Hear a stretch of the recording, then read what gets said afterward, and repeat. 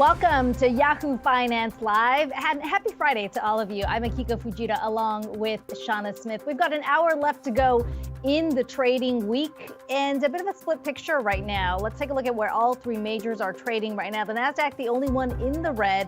The Dow up 121 points. The S&P 500 flat there, although it is headed for a second straight week of losses. A part of this coming through on the back of the latest inflation print today, the producer price index coming in hotter than expected. We have seen some of those bond yields move on the back of that, pushing higher. Taking a look at the 10-year yield, we have seen that move up on the back of that data at 4.16. Shauna. All right, well, President Biden taking aim at China this week, warning that its economy is a ticking time bomb. The president pointed to recent challenges, including weak growth, as evidence that the Chinese economy is in, quote, trouble. For more on what this means for investors, we want to bring in Martin Schultz. He's Federated Hermes, head of International Equity Group. Martin, it's great to see you here. So it's no secret that China's recovery has been struggling, to say the least. What does this mean, though, for investors? Is it way too early for investors to write off any investment opportunity within China? Well, Shauna, thanks for having us. So at Federated Hermes here, we've actually been visiting China a lot the last few months. And you're absolutely correct that it's been a really tough road. In fact, I think the one takeaway that we had in our recent visits is that the pessimism is just enormous, whether it's the consumer, investors on the ground, private investors. Obviously, the market has been in a tough slide. Economically, you've got property market. You have, again, lack of confidence, again, both on the consumption side as well as on the investment side. And so it's been tough. But we think that as of about 2 or 3 weeks ago, the government started to really notice some of the issues that have been out there for us investors for quite some while that indicate that they may be taking some steps right now to change their policy. And that's very, very important because at the end of the day, policy prescriptions in China have been very, very important to the property markets, which then in turn have led to a fairly strong economic situation. And for us, I think this contrarian view of being, now thinking that China will actually outperform is probably one that we're behind. Yeah, Martin, with that said, I mean, how significant do you think some of these reforms are likely to be? Certainly a lot of focus on the real estate market right now, given where it's been. To what extent can any of these policies help stimulate the economy? I mean, how big are they likely to be? Well, in the past, they've actually been very big. And I think for the last 10 years, the government has tried to kind of step back. And Akiko, I think that's a very good question, because at the end of the day, China is not growing nearly as fast as it once was, as we all know. It is the world's second largest economy. On top of that, they've got some demographic headwinds. They have to grow rich before they grow old, and they're growing old very quickly. So the government has a bunch of levers, a little less than what they used to. But on the monetary policy front, they've started to kind of just jiggle a little bit, but they've got the ability there to cut rates, much like some of the other emerging market banks, such as Brazil and other places around the world. They've got that policy flexibility. And then on the property market, they really can. They just moved some of the goalposts. They, for example, during COVID, you had to have an 80% cash down payment to get a mortgage. That's now down to 30 to 40%. So they do have levers to continue to knock that down. But again, they are dealing with these demographic headwinds. But still, remember that China is an economy and a nation that is still urbanizing. There are a lot of people still moving to the cities. And so you still have this job creation and this household formation situation that will continue to drive this economy forward. Martin, what do you think is a realistic timeline from an investor's perspective when you're trying to identify investment opportunities over there? What looks most attractive? How do you view that recovery timeline and what this recovery phase is going to look like? Well, as you know, Sean, it's been very frustrating. We actually started to go even away to China last summer with the expectation that COVID restrictions would be lifted earlier. We also thought that some of the regulatory overhang would go away quicker. That's now starting to happen. But I think in the meantime, obviously, we lost some confidence, or investors have lost confidence, if you will. So we believe for the next 2 to 3 years, and even from a technical perspective, China looks very, very interesting because it has been in such a funk for such a long time. So we think the next 6 to 12 months And therein lies, from our perspective, really a focus on internet commerce, consumption names that we like, the Alibabas of the world, if you will, the Tencents of the world, companies that we think that will generate some really strong earnings going forward. And because the valuations are so low, the expectations are so low that we think they will be able to outperform longer term. Martin, outside of China, you've talked about other opportunities in emerging markets, particularly looking around central bank policy. I think you're the second or third guest this week to talk about Brazil as a potential opportunity when you consider monetary policy there. But talk about how you're viewing other central banks in this context and where the good investments are. Sure. So the emerging markets front, you're absolutely right. Brazil is one of the places that we've been overweight for quite some time. Our top-down country allocation process, which we utilize, is basically gets us to focus on those markets that are undervalued and have the least amount of risk. And Brazil fits into that category. And as you know, they've been using very conventional monetary policy. So they've been ahead of the game, ahead of the Fed, ahead of the ECB. And so they've been really a central bank and, obviously politics aside, a market that we think will continue to do well. And those companies that have the ability to leverage, obviously, declining rates are going to win the most. But on the other hand, there's been one central bank out there in Japan that is really trying to navigate the yield curve control situation. And so we think Japan is also a place, not obviously in the emerging markets, but one that we think will generate some decent upside returns for investors in the next few months and years. Martin, let's talk about what's going on with oil, with crude, and not only here in the U.S., but really on a global scale, because the International Energy Agency, the IEA, out earlier today saying that OPEC plus supply cuts, that they could potentially drive oil prices even higher. They went on to say that June was a record month here in terms of world oil demand. We've seen this steady rise in the price of crude, up now 7 weeks in a row. How are you looking at this just as in terms of a potential headwind to the economic recovery, not only here in the U.S., but also when we talk about China and other areas of the world, the international picture as well? Yeah, Shauna, that's a really great question because oil at the end of the day, for both consumers as well as producers, is obviously a tax if it goes up relative to it going down. And so we do expect oil to stay stable and potentially rise. Part of that is because we think the global economy is bottoming and starting to grow. And in fact, China thus far has not been a big buyer of oil. I think the biggest issue is that here in the U.S., we've been selling oil from the Strategic Petroleum Reserve. And so there is this, if you will, game being played between the oil producers and the U.S. as it relates to oil price.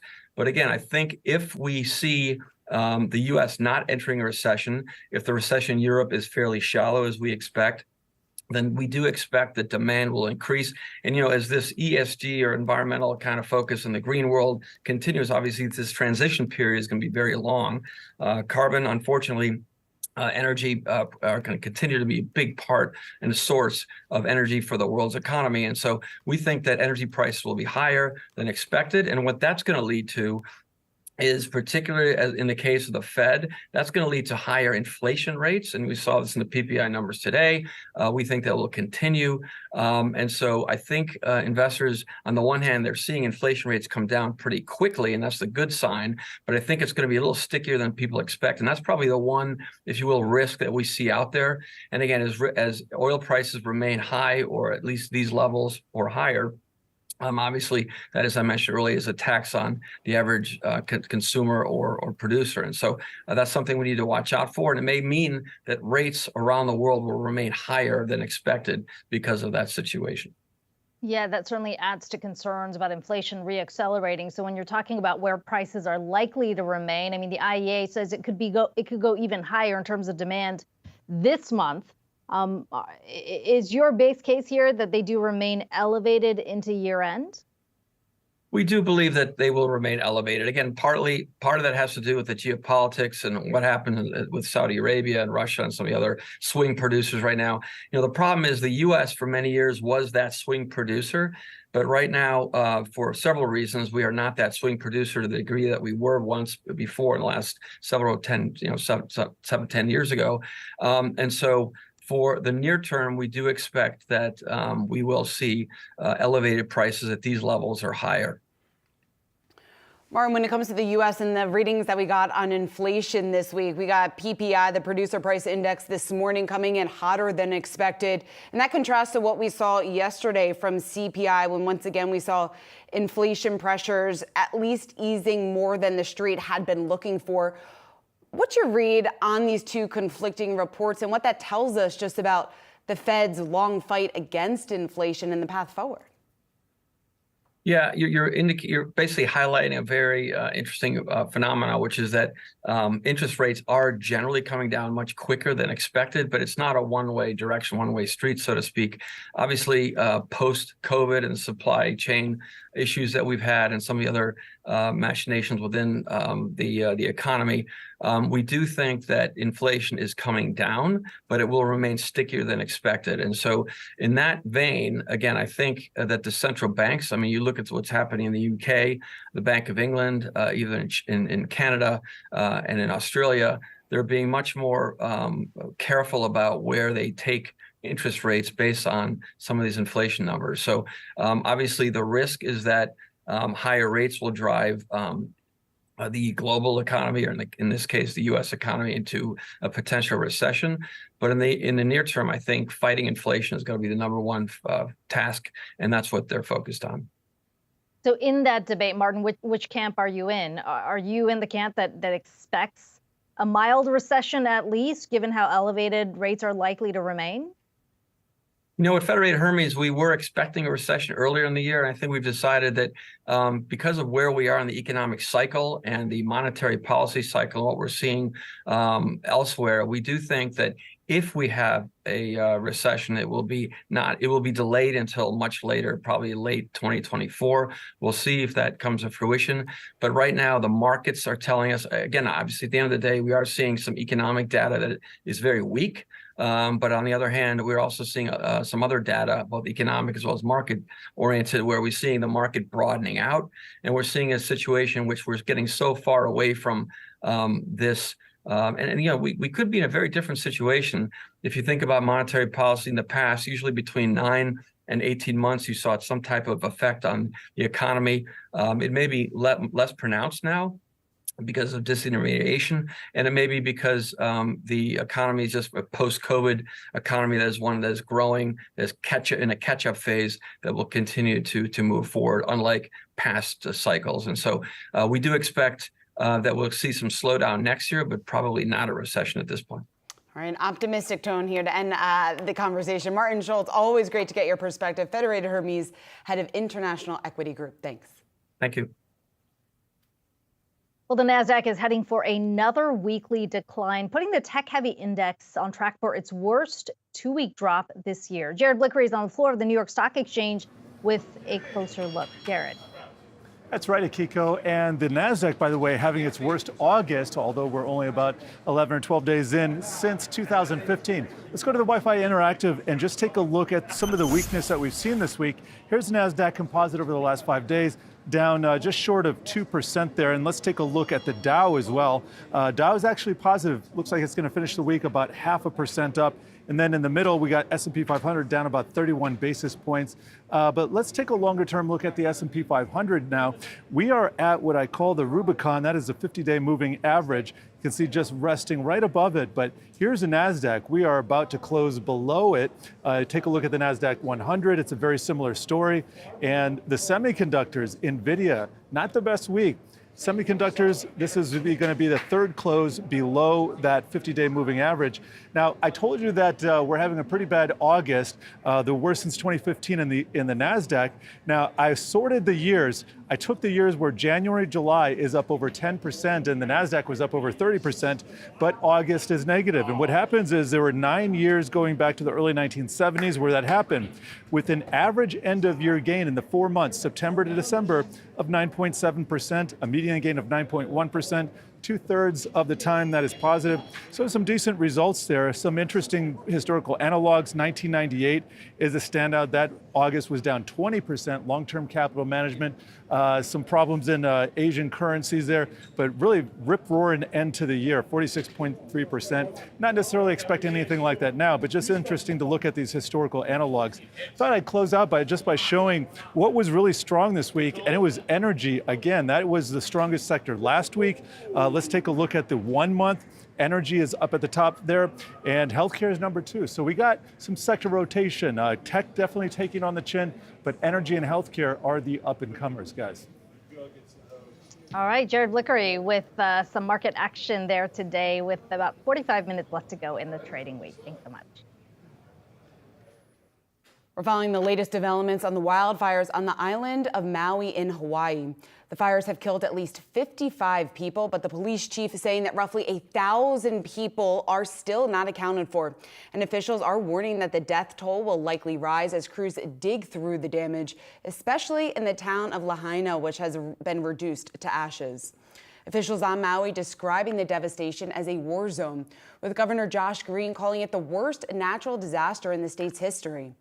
Governor Green speaking with President Biden a short time ago, giving him an update after President Biden signed a disaster declaration to release federal funds for recovery efforts. AccuWeather estimates that the damage is going to cost between $8 and $10 billion, and officials say that it will take years to rebuild.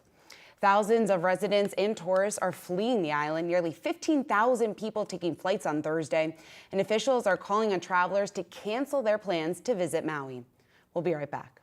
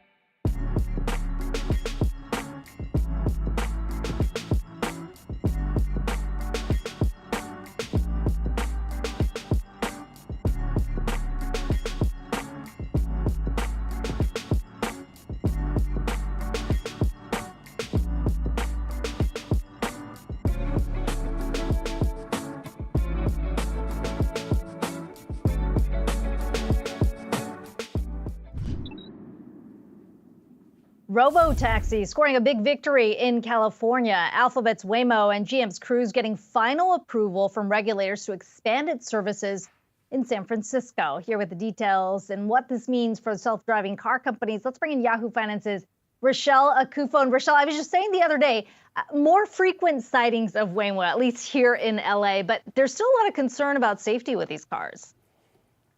That's right, a lot to break down here. So these driverless robo-taxis from Waymo and Cruise can now hit the roads 24/7 in San Francisco with an unlimited number of vehicles. And that's thanks to a pair of votes Thursday from the California Public Utilities Commission, or the CPUC.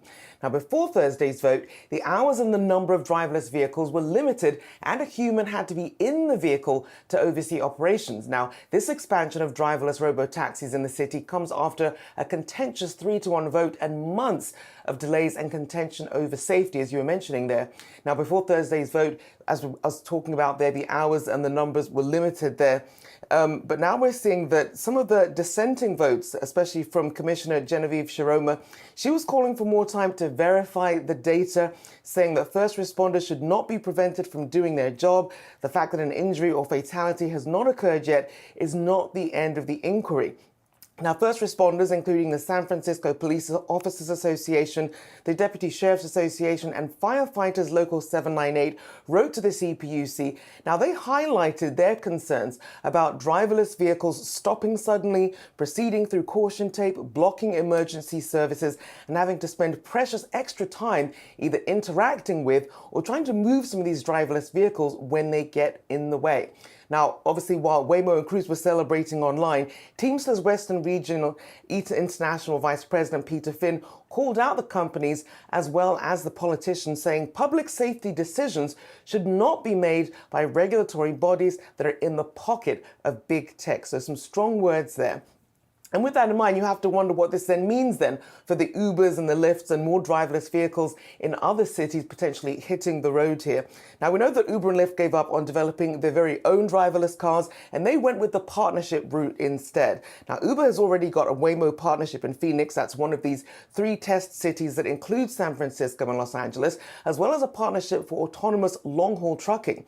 Meanwhile, Lyft has a partnership with Motional in Los Angeles. But of course, the driverless future that we've been promised for years now just got that very big push out of California today. You still have to wait a few weeks, though, for the rollout of this, but certainly a victory for these driverless companies, and a lot of pushback still in terms of what's happening with first responders and safety concerns. Akiko. Certainly should make the roads out here a little more interesting. Rochelle Akufo, thanks so much for that. Samsung foldable phones have officially arrived. There's a new Galaxy Z Flip 5 just being released. Yahoo Finance's Dan Halley has been giving it a test. Dan, what do you think? Are you impressed? Yeah, so far I'm impressed. I'm an iPhone owner. You can tell by my Apple Watch. And this actually makes me want to switch. This is the Z Flip 5. You can see that it's folded down right now. It's incredibly slim when you have it in your pocket. It's a lot smaller than my iPhone, obviously. You can use this front screen here that's nice and big to get things like the weather, your calendar, different apps you can use include YouTube, Netflix, different chat apps. So you can do all of that from this tiny front screen. You also have the cameras out here, but those are really the back cameras, because when you open it up, you have a full-fledged smartphone here. And so there's no real difference between what you would be able to do on this versus, say, your regular size iPhone, your regular size Samsung phone. One of the cool things about this, and what Samsung does well, is making use of the fact that you can fold it down in half. So if I fire up the camera here, let me just let that go for a sec. On the top is where you're actually seeing the viewfinder. On the bottom, there are separate controls that you can use for the camera itself. You can do that with YouTube as well, where you can have YouTube playing on the top screen and then see the comments and use controls down on the bottom screen. So it's an interesting way to kind of separate the phone in half. But if you don't want to go through that, you don't think it's really that interesting for yourself, you can just use the main screen as your regular phone. One of the cool parts is if you start something on this outer screen, say the weather, for instance, you can pop open the bigger screen and it'll go to the weather app as well. That goes for things like Netflix and YouTube as well. This is part of Samsung's effort to really make foldable phones the go-to for their line of products. And they really had that on full display when they showed their Unpacked event last month. They also have the Galaxy Z Fold 5 that folds like a book. The one problem with this plan is the pricing. This guy is $999 out of the box.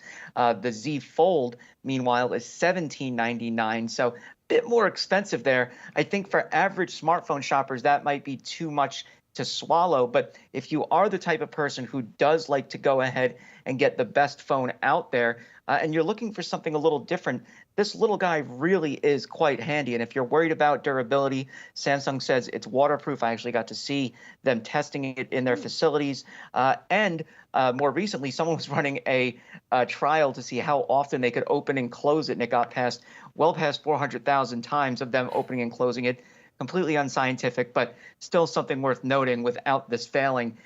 So it is really, I think, the kind of beginning of the smartphone foldable phase, despite the fact that this is Samsung's 5th generation. I think they've really done the work on this to make it a worthwhile effort. And like I said, I'm an iPhone user, and I'm really thinking about switching now because it's just something satisfying about that snap. All right, well, Dan, if they have you thinking about switching, then I think it's fair to say that it's a pretty impressive phone, because I was a bit skeptical going into this about whether or not a foldable phone was really necessary at this point, given the fact that we've gotten so comfortable with the iPhone. But you've convinced me. I got to check it out. It's pretty cool. All right, Dan, thanks. Well, Elon Musk versus Mark Zuckerberg. Yes, we are talking about the summer rivalry that has reached its next level. Musk tweeting this morning that he spoke to the Prime Minister of Italy and the Minister of Culture to hold the brawl between these executives in Italy. Musk says the event would be live streamed on Meta and X, of course. Mark Zuckerberg responded with a post on Threads saying he's ready to go whenever Elon is ready. Shauna, am I the only one that thinks this is just an unnecessary sideshow? Oh, no. I mean, we're talking right. about it, right? We're talking about it. And we've been talking about it now for what, 2 months? When did he first announce it? Back in June, I think it was. Maybe earlier this summer, it's fair to say. They're just trying to drum up some excitement. I think Musk is doing all he can to get now Twitter, now X, at the forefront in conversations, using this as a publicity stunt. I'm with you. I think there's about a 1% chance that this happens in general, probably less than that, the fact that it could potentially happen in Italy. But I guess he's doing what he wants to do, right? We're talking about it. We've talked about it numerous times. And there are a lot of people talking about it on social media, on X, speculating, I guess, who's going to win this fight if, in fact, we do see it. I've got Zuckerberg, if it comes down to that. I am with you. I'm with you. He trains regularly, I think, right? I don't know. I follow him on Instagram. He's posted photos of him training. I would put my money on Mark Zuckerberg, but at the end of the day, I think these two have enough to worry about with their businesses. Now, we did go out to the streets of New York City to ask people who they would pick in the fight. Here's what they had to say.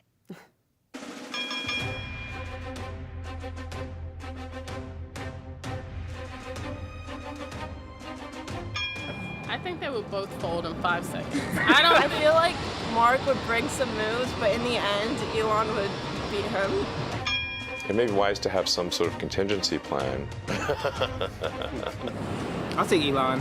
No need to rush, you know. Look, what's the hurry? Definitely Mark Zuckerberg. He seems like someone who would go a little crazy and beat Elon Musk up, and Elon Musk is like all talk. It would be embarrassing for him, I think. I think that's gotta be true.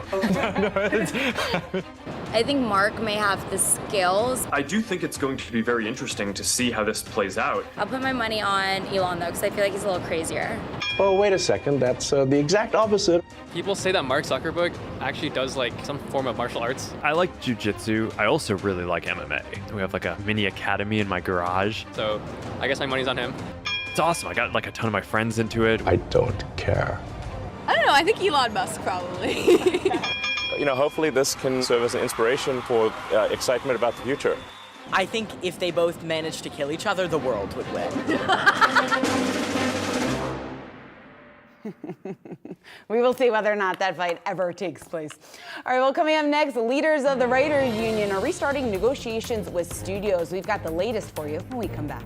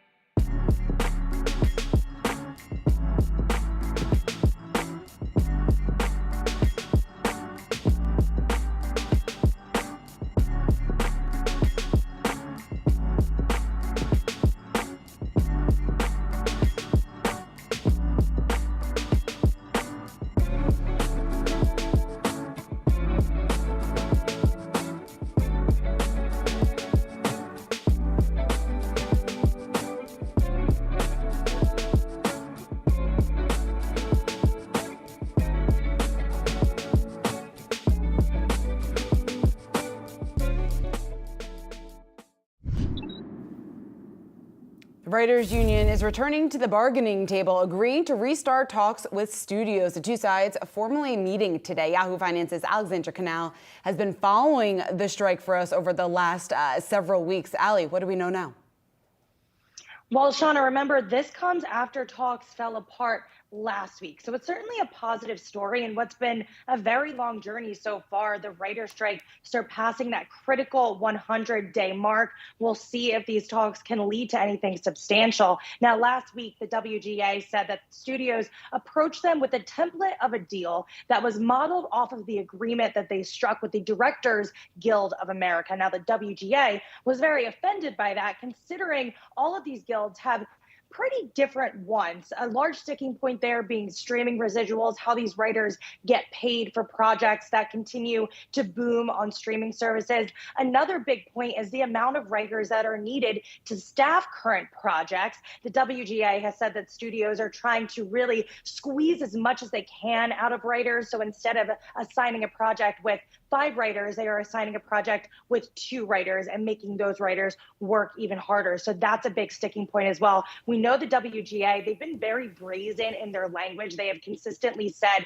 that they will not go down without a fight, and they really want a deal that is as fair and as equitable as possible. So we'll see if we make any progress as those negotiations restart. But by and large, this is a positive thing, considering these two sides have really seemed to be so far apart for so long. Ali, we know studio executives have been asked about this and the impacts of the strike in some of these earnings calls. What have we heard from them, and what are the chances, you think, of the studios kind of breaking the longer this goes? That's been a part of the discussion, especially since we have a media environment right now that's very fragmented, right? You have these legacy media companies coupled with these giant streaming platforms, and they all have really different wants and different abilities when it comes to striking some of those contracts. Now, this week, we heard specifically from Paramount and Disney. I want to start by reading a quote from Paramount CEO Bob Bakish, because Paramount has actually rejiggered their production schedule. He said, quote, "We're saddened that as an industry, we couldn't come to an agreement that would have prevented this. We remain hopeful for a timely resolution, and we are committed to finding a path forward. At the same time, we have a responsibility to minimize disruptions to our audiences and other constituents. To that end, we've adjusted our CBS fall slate by leaning into the full power of Paramount's content capabilities." So part of that has been re-airing old Yellowstone episodes on CBS. We also heard from Disney CEO Bob Iger, who had some interesting comments a few weeks ago that angered a lot of WGA members. But on the earnings call on Wednesday night, he had a much more muted but sympathetic tone. He said, quote, "Nothing is more important to this company than its relationship with the creative community, and that includes actors, writers, animators, directors, and producers. I have deep respect and appreciation for all those who are vital to the extraordinary creative engine that drives this company and our industry. That is my fervent hope that we quickly find solutions to the issues and that have kept us apart these past few months, and I am personally committed to working to achieve this result." And that's really the language we've heard from all of these studio executives on these earnings calls. They want a resolution as quickly as possible. They say that is paramount to their business operations moving forward. But if they're not willing to bend on certain things that the writers and the actors want, I just find it really hard that we're going to get a resolution quickly. And right now, there seems to be a lot of division. So we'll see how the talks go this weekend and whether we make any progress on that front, because the longer this goes on, the more it's going to affect all of our favorite shows, movies, and therefore these companies. And of course, the LA economy as well. Ali Canal, thanks. Well, it's no surprise to most of us that the cost of sending a child to college has gone up. In fact, new analysis shows that tuition and fees per student went up double digits in the last decade. 1 year of public education out of state now has an average price tag of $27,000. Now, there's a number of factors why tuition have gone up. One big factor is that colleges themselves have been on a spending spree, expanding campuses and buying up properties, and students are being lumped with the bill, or being stuck with the bill, we should say. Melissa Korn is a reporter at the Wall Street Journal who recently published a story on this. And Melissa, your story got a lot of people talking because that pain is real when you think about the price tag of college. But you went back and you looked at financial statements of these universities all the way back to 2002. To what extent has this kind of spending accelerated over the years? It actually, we were only able to look back 20 years. Unfortunately, we wanted to look back longer. We think the trends could have been interesting even longer back. The spending really ramped up between 2002 and 2012. It did slow down in more recent years, in part because of the pandemic and financial pressures and pressures from the state houses of these schools. But it hasn't stopped. It hasn't declined generally. And schools are still spending more, even when you take into account inflation and enrollment increases. Melissa, a lot of these public universities, their leaders, they blame the fact that they're not getting as much state funding as the need then to raise their tuition costs, to place more of a burden here on their students. What did you find when you looked into that? That's definitely a very common refrain you hear from university presidents. The states cut our funding. We need to raise tuition. It's our only option. What we found looking at the numbers was that for every dollar lost in state funding, we looked at all 50 flagships, and in the states where they lost funding, for every dollar lost, they earned $2.40 in tuition revenue. They filled the hole and then kept going. They made a plenty of money to more than account for whatever state losses there were. So the tuition money was coming and being used not just to kind of replace the lost state money, but was being used to expand, to increase programs, build new buildings, add to the administrative layers, all of that. We've seen higher education as a whole really struggle with revenue, particularly over the last few years during COVID, in part because they lost a lot of the international students who were among the highest paying, that were driving a lot of that revenue. When you consider where things are in terms of these public universities prioritizing these expansions, how much of that has changed the ratio that they see out of students versus in-state students? Right. So some states do have very strict limits on how many students from out of state the school can have. North Carolina, for instance, has a fairly low share of students can come from out of state. So it really is serving North Carolinians. Other schools, there isn't a cap, and you've got more than half of students coming from outside the state now. Out of state students do pay more. So there is an incentive to kind of to attract them, to appeal to them, and to just try to add amenities that they think those students may want. Those tend to be higher paying students, are able to afford more because they're paying the higher rate. So they sometimes have higher standards. Schools say that they want to see these granite countertops and washer dryers in their dorms, and climbing walls, and kind of all of those easy to tick off amenities that we're seeing at college campuses all around. Melissa, the schools that do have better oversight, or more of a, hold on their spending, any idea as to what they're doing, what their key is to success? Is it more of a data-driven model? Yes. I think one of the most astonishing things we found in our reporting was just how little many administrators know about their own school's finances. And the standard budget model for years at a lot of these schools was called incremental budgeting, which is you take what you had last year, you add a little bit for inflation, and you give them that amount in the next year. And you don't really pay attention to changes in enrollment or demand or resources. So a lot of programs that were under enrolled were getting more money than they needed, and you saw the opposite as well. And there really was no accountability. And it was really striking to hear from a lot of trustees at schools saying, it took a while for us to be able to get, line item budgets, or to be able to compare actual budgets against the projections that we had at the beginning of the year to see where we're off base, right? Where our forecasting is in line and out of line, and how to adjust accordingly. They just weren't doing that. Melissa, what does this ultimately mean for access to higher education? I mean, for those universities that don't necessarily have a cap on out of state, for every out-of-state student that comes in, I mean, that ultimately means that in-state student can't necessarily have access to affordable education, right? I mean, are we starting to see some of those numbers trickle down into community colleges, for example? There are a lot of public universities in most states. So you've got the flagship, which is what we focused our investigation on, but there are regional universities that are often branch campuses of those flagships. So there are still plenty of destinations for students, but yeah, there's still kind of eye on the prize of that flagship main campus. And if more of those spots are going out of state, that becomes a problem for local students. It also becomes a problem as the price tag ticks higher, because it's no longer, an affordable, accessible education option, which is kind of the mission of these universities to begin with. Melissa Korn from the Wall Street Journal, really great reporting there. Appreciate you joining us today. Thanks. Americans are tapping their retirement savings, pulling money out of their 401ks at an alarming rate. Yahoo Finance's Carrie Hennon is here with the details. Carrie. Hi. Yeah, I mean, the new study came out this week from Bank of America showing that the number of people who have withdrawn from their retirement accounts has ticked up something like 36% year to year. This is a big number.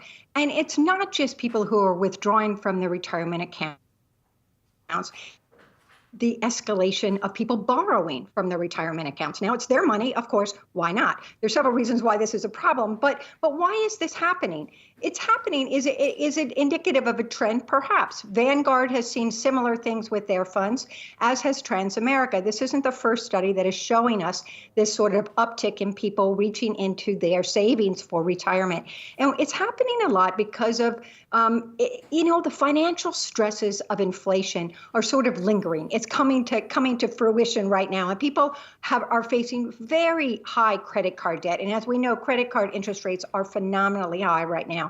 And they're just feeling that pinch of not being able to make ends meet. So this is a source of money that they're going to. So how does this work? All right, if you're withdrawing from your retirement account, if you're under 59 and a half, you are going to pay a 10% penalty, and you're also going to pay ordinary tax on that money.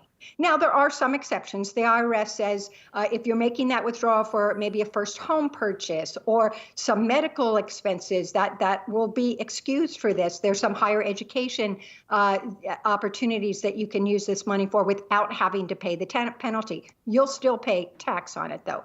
And the people who are withdrawing and just taking the money out of their retirement accounts as a loan, they're borrowing from themselves. This is not great, but it's not terrible, because what happens here is that you pay yourself back. And you generally have about 5 years to do that, and you pay it back with interest.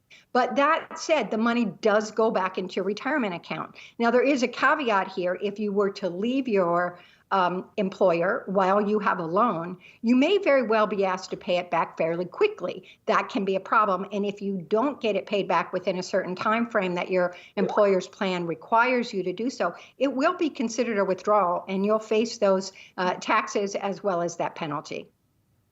Carrie, what are some other things people need to consider before withdrawing from their 401k? You just take a breath. This should be a place of last resort, because you don't want to be using your retirement accounts as a savings account. So if possible, if you can have an emergency savings account, really work to build that up, because this should be your last resort for a lot of reasons. As I said, the borrowing from yourself isn't as traumatic, but when you actually withdraw, you are really setting yourself back for your future financial security, because that money's gone. It's no longer gathering compounding interest. You're no longer automatically putting your savings in there necessarily, and it's really gone for good. And I got to say, on a personal note, I did this myself. When I was 29 years old, I took money out of my 401k plan to pay back credit card debt, right? And I regret that to this day, because it wasn't a lot of money. But when I think of what, if I had left it alone over all these years, what that could have possibly amounted to at this point, it's just staggering. And I just want people to, you really need to think it through before you tap into these accounts. Certainly very important advice there. Carrie Hennon, thanks so much. Well, coming up, big retail earnings are on deck next week. We'll hear from Walmart and Target. They're among the names that are set to report their results. We'll preview what to expect on the other side. Good morning. This is Yahoo Finance. Big news. 3 things that you need to know. We just got the announcement. What happens now? I got a question. What does success look like? What was one of the biggest challenges that you faced? How much does that raise the odds for a recession? This phase is over. Tell me what happens to the debt ceiling. Where does generative AI, though, fit into your portfolio? Talk to us about this diversification and what investors need to know. And I think it's important. This is the stuff that gets me out of bed, fired up. What's the gateway? What's the new bridge to opportunity? Doesn't matter if it's a soft landing or a hard landing. Big interview. I can't wait. Supreme Court out with the ruling on President Biden's student debt cancellation. Right, let's turn now to some recent tech earnings. And they give you information if you watch them closely. President Bostic, President investor Gary Gensler, thank you so much. Part of what Davos is about is sharing best practices, coming forward with ideas, and then enabling those ideas into action. And I would add that there's more to come on this. And we keep producing products that help people lead healthier lives. This is one of those rooms they use to simulate light in space. Interest rates will come down again. Figure out where your money is going now. You gotta scope that out. And the numbers really tell the story. What does all this mean for you? Keep it tuned into Yahoo Finance.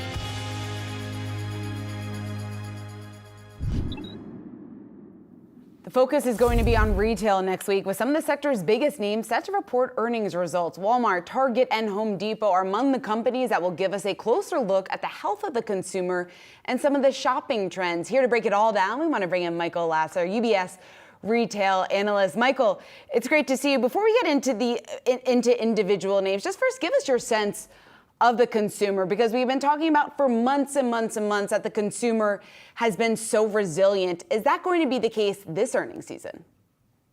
I think this earnings season, we're going to see a mixed picture of the consumer. The consumer has had to spend more money to buy basic necessities like food, household products, given all the inflation that's happened over the last year. At the same time, the consumer has increasingly wanted to spend on things like vacations, concerts, going out to eat, and that's also been more expensive. What has been left out is discretionary goods, things like consumer electronics, apparel, home-related products, and we are likely to see the composition of this spend in the upcoming reports of these retailers. Now, the question is, what happens in the back half of the year and into next year as some of this excess savings work down, the labor market becomes a little less certain. And so I'm expecting mixed results and a cautious tone from some of these retailers as the pressures linger on the consumer. Yeah, it feels like it's more of a continuation of some of the narrative that we've heard from some of these big box retailers, those like Target as well as Walmart over the last few quarters, talking about consumers spending more on groceries, less on big ticket items as well. What are you going to be looking for in when they report next week in terms of where things are likely to go? I mean, to your point, consumers are still spending, but it is services over goods. Yeah. So here's a couple of things we're going to be looking for. Number one is the pressure on those big ticket items. Is it starting to stabilize? Meaning, is it just not getting worse, even though it might not be getting better? Because obviously that would be a prelude to an eventual recovery in those big ticket discretionary items.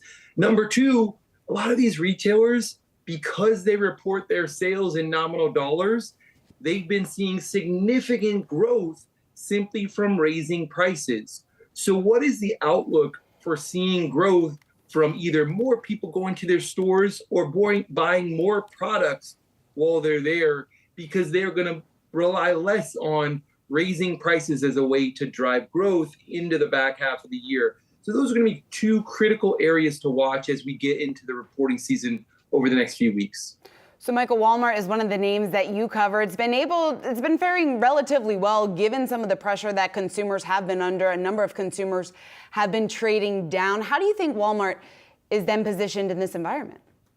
I think Walmart's positioned really well, not only because consumers have been trading into Walmart, because Walmart is as good of a retailer as any to help consumers stretch their budgets, but also Walmart's been more effective at doing things like rolling out Walmart Plus to make it easier and more cost effective to do online shopping and delivery of online purchases.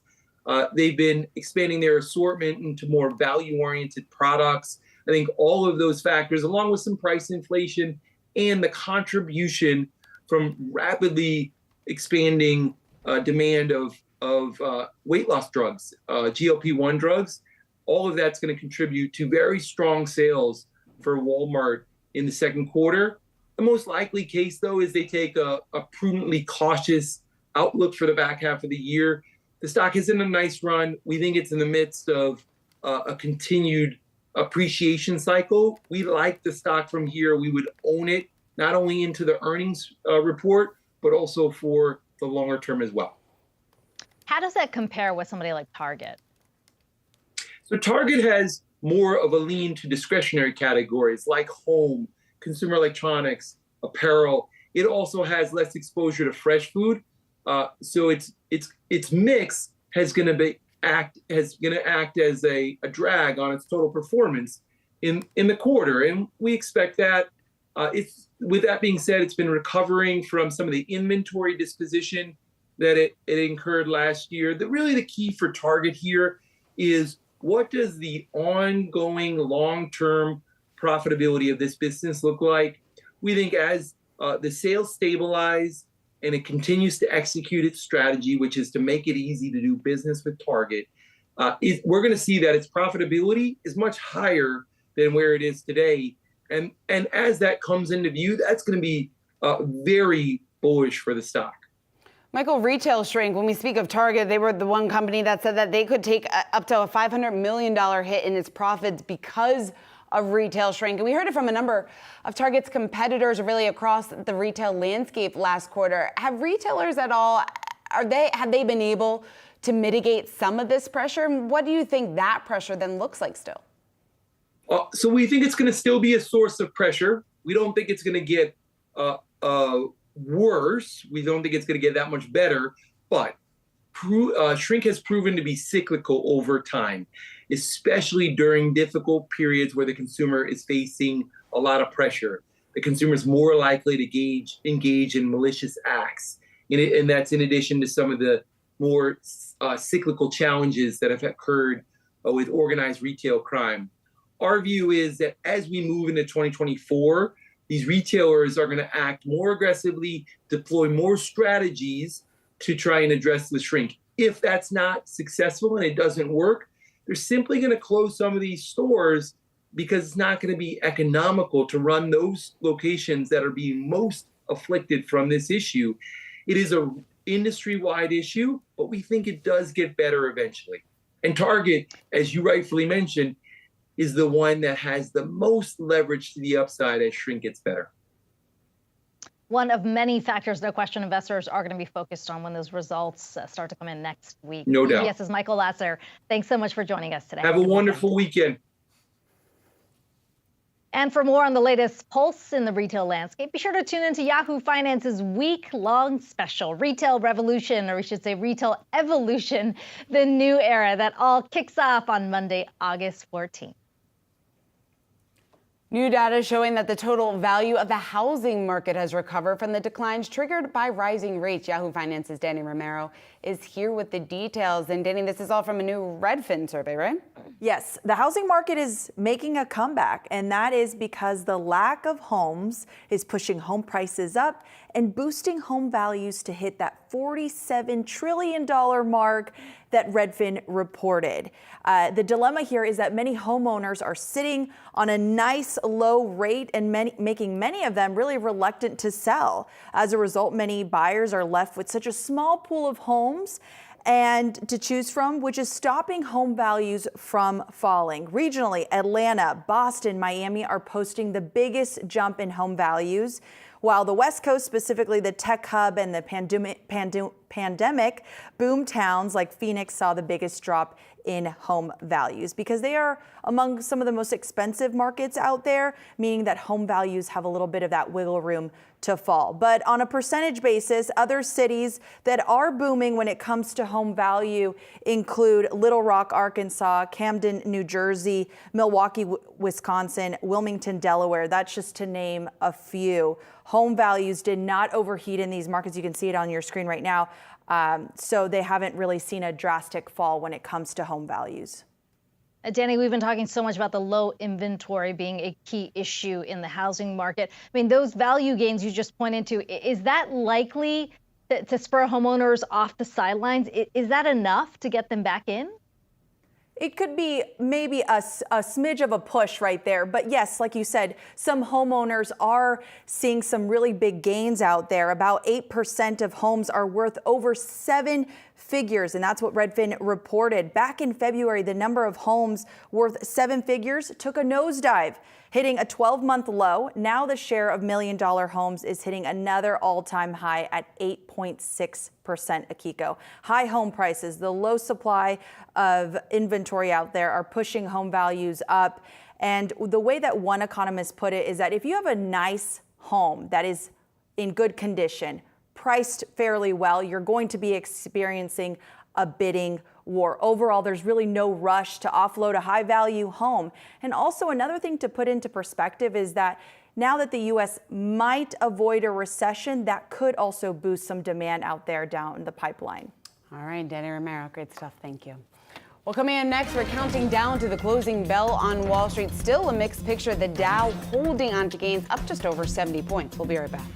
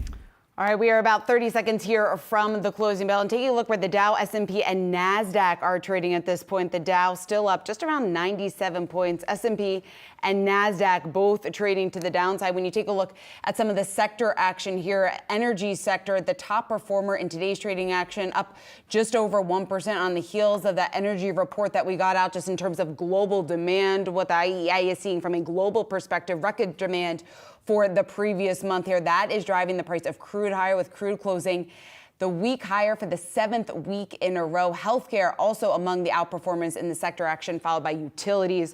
On the flip side, technology among the underperformers, materials also closing in the red, consumer discretionary and communication services. And as we look at the closing bell, the Dow closing up, adding to some of the earlier gains, closing up just over 100 points. All right, well, let's take a look at some of the individual movers of the day. And first up, we got to start with GM and Ford, both under pressure amid labor contract negotiations with the United Auto Workers. As the September expiration date for the contracts approaches, fears of a strike are beginning to creep in. We saw that reflected not only today, but really the weekly moves that we saw in both stocks here at Kiko. And I think the thought process is, at least the thinking along the lines of some of the analysts out there, is that the workers, the unions, might have the upper hand in this type of environment. Wells Fargo was out with a note saying that the expiring UAW contract on September 14th is the most imminent risk to GM and Ford, calling the demands audacious and really raising that risk of a strike. Yeah, I mean, there's twofold, right, Shauna? On the one hand, there's a risk of a strike and how much that would cost to, the car makers if there is a work stoppage.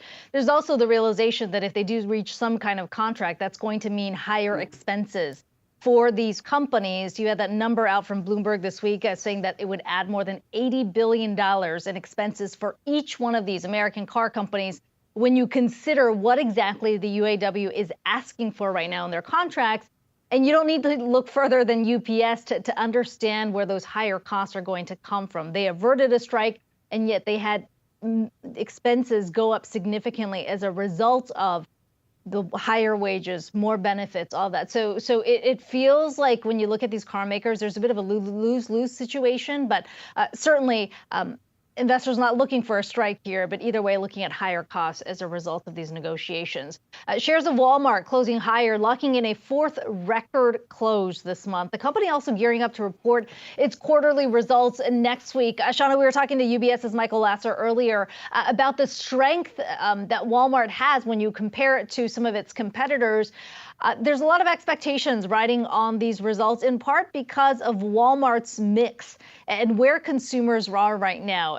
He talked about Target not being a little more discretionary. Walmart in a stronger position when it comes to fresh foods, sort of these key items that consumers are going for right now, increasingly seeking out value. You could argue Walmart is in a stronger position in that space, and there's certainly higher expectations here going into next week's result. Yeah, there certainly are higher expectations, especially on the heels of what we heard last quarter from these two companies. Like you were just saying there, Kiko, Target, obviously, when you compare it to the position of Walmart in a stronger position than Target, just given Target's heavier reliance on some of those more discretionary items. But when it comes to Walmart and what we are expecting, Credit Suisse maintaining their outperform rating on the stock, also raising their price target to $180 a share. They are very confident just in terms of Walmart's positioning right now, what those returns will potentially look like. It was interesting, though, to me, what we heard from Michael Lasser just about the outlook. He expects a cautious outlook here from Walmart, despite the fact that he thinks they are going to be able to weather some of the downturn, some of the cautious consumer, at least in the coming months. He would not be surprised if we do get a cautious guidance here from Walmart, given some of those macro pressures.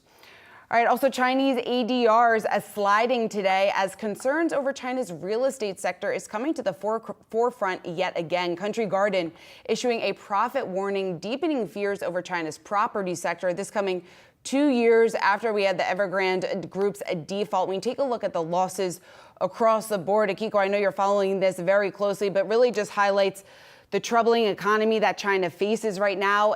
The fact that we haven't seen this recovery pick up steam like we initially anticipated. And obviously, some of that has to do with the massive weakness that we're seeing within the property sector. Yeah, I mean, when you think about Country Garden, the reason we're so focused on that is because that's the last of the big developers that have been able to avoid a default up until now. And when you think about this incredible growth that we have seen from China over the years, not over the last few years, but over the years, it has been on the back of real estate. These developers taking on massive loads of debt to expand in a big way. And what we saw with Country Garden reporting saying they expected a loss of $7.6 billion over the first 6 months of the year. A lot of investors thinking back to what happened with Evergrande, and that has really brought back in the jitters there. You see Alibaba, JD.com, Baidu, all the big Chinese ADRs there pulling back in a big way. And by the way, Country Garden traded over in Hong Kong, seeing massive losses on the day on the back of these numbers.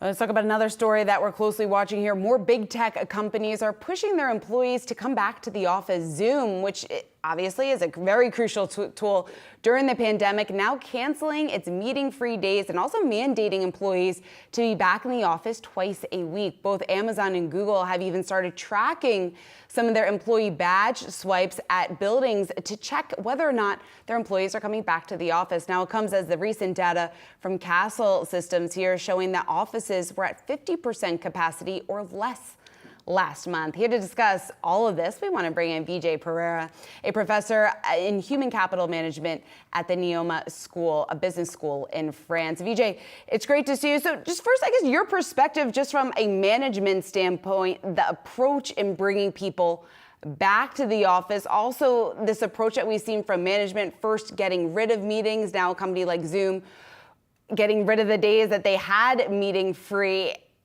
Does that make sense to you? Yeah, I mean, our research 2 years ago showed that it was, very efficient both for the organization, the management, as well as for the employee or manager to have meeting-free days because it frees up your time.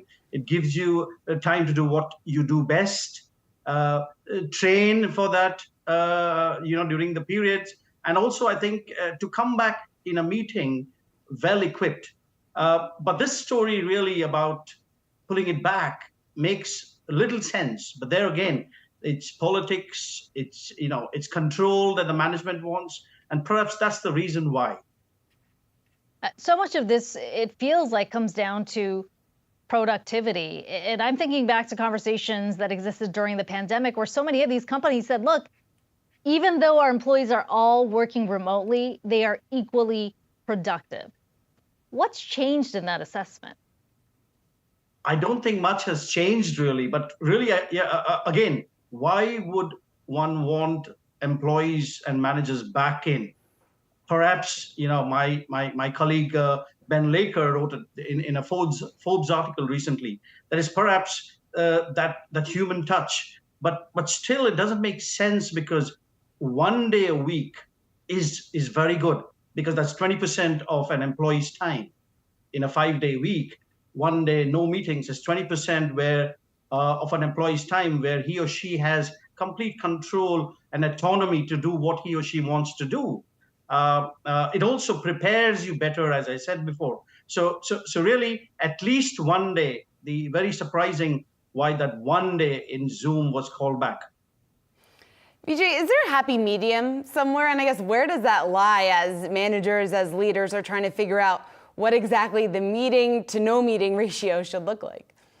Yeah, our research shows that a maximum of 3 no working days in a week, a maximum. So anything between 1 to 3 is just perfect. More than 3, of course, it's pushing it, a lot. So our research shows that 76 companies, 25,000 employees, 350 senior management we interviewed showed that the 1 to 3 days a week is the optimum, the best, really, that one can say you should have no meetings. But 1 day is just perfect. I hope a lot of our bosses are watching this, by the way, Vijay, because Shauna, as you know, there are a lot of meetings here. We're no different than other offices as well. But I want to get back to this conversation about bringing workers back to the office. I mean, we talked about Amazon in the intro to you, saying they're requiring staff come back to the office at least 3 days a week. They're tracking the badges. It feels like we're kind of at this inflection point where employees and companies have to decide, what is that office going to look like? And are we willing, if you're the employer, to lose some of these employees because we just want to bring back the office culture that existed before? How does this all end?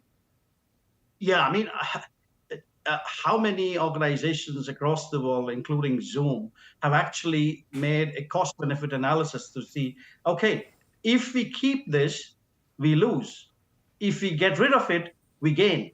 I don't think decisions are made on these bases, and that's the problem. And so unhappy employees will probably produce less, be less efficient, or may leave, or may come into the office and not, the classic case of presenteeism. You're present, but are not efficient. All right, we'll see where things go. It still feels like we're in this transition period in offices and companies and employees still trying to figure things out. Vijay Pereira, good to talk to you today. Appreciate the time. Thank you. We're tracking some big legal stories in the world today. First up, Sam Bankman-Fried's bail has been revoked and was immediately handcuffed and placed in custody. The FTX founder appearing in a New York court earlier. And a U.S. district judge siding with prosecutors, saying the SBF tried to tamper with witnesses after leaking documents. One incident includes when he shared Caroline Ellison's personal writings with the New York Times. She is the former CEO of Alameda Research.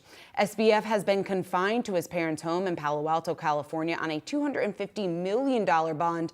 His trial is set to begin on October 2nd. Also, Attorney General Merrick Garland appointing a special counsel to the Hunter Biden case. Garland elevating David Weiss to special counsel. He was already overseeing the criminal investigation into the president's son as U.S. attorney in Delaware. The move gives Weiss additional authority to continue his investigation, and it comes just after talks for a plea deal broke down.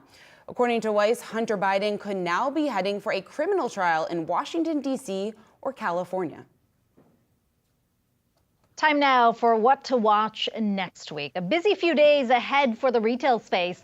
On the earnings front, investors are looking to hear from Home Depot, Target, TJX, and Walmart on their quarterly results. A slew of earnings expected to provide a closer read on consumer behavior amid inflation headwinds. And for some color on consumer spending for the month of July, retail sales data will be out Tuesday morning. Sales are expected to edge up 0.4% month over month. Yahoo Finance will cover all of this and much more in a week-long special Retail Evolution, the new era that is kicking off on Monday. Be sure to tune in to hear expert analysis and insights from leaders in the industry on the retail landscape. Meanwhile, the Fed's going to shift back in focus. On Wednesday, investors will look to gain insights on the path for rates from the FOMC's minutes of July's meeting. All right, well, that does it for us today on Yahoo Finance Live. Thanks so much for tuning in. We'll see you right back here again on Monday. Have a great weekend.